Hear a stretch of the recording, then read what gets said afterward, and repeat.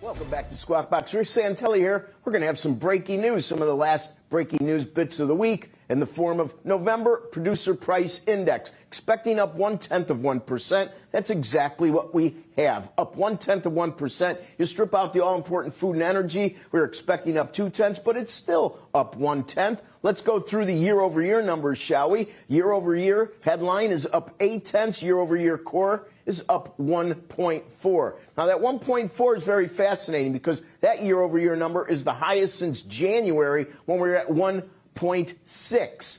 And if we look at what's happening with respect to the futures and the options markets with regard to the fixed income, we see that as yields start to move back down, price move back up, some of that volatility is easing off a bit. As we sit right now at 88 basis points in a 10-year, that's down 9 on the week. 9 on the week. And if you look at a 30-year bond at 160, that's down 11 on the week. So these numbers are starting to add up. But I would put an asterisk here. 88 basis points or 160 basis points is still a greater distance from our all-time low yield closer. For example, 50 basis points, 0.5% for 10s. And we want to watch that because it's a gravitational thing. If we start to get under about 75 basis points in 10s, look for investors to start to liquidate some of those selling positions. You heard what Jamie Dimon said. There's a shift going on. Many are positioned the wrong way on the street looking for lower rates. But with the vaccine and AD after distribution, it certainly looks like central banks are going to have to relinquish some of their QE in favor of a hotter economy and letting rates potentially rise a bit. Becky,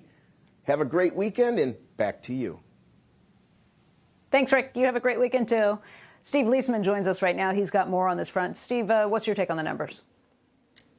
Hey, I don't know if Rick can stick around because I really want to yield my time to my colleague from Chicago in the following sense.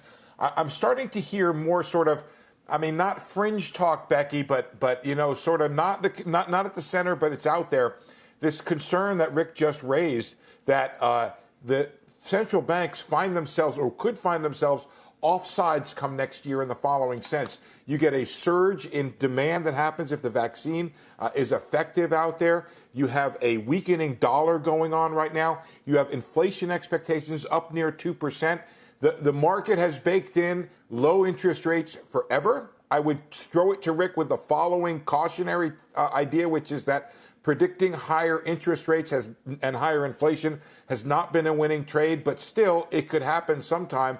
And Rick, I just want to know what you guys are, what you're hearing out there, and what the trade is out there among those who feel like perhaps next year is a time when we might find the central banks offsides.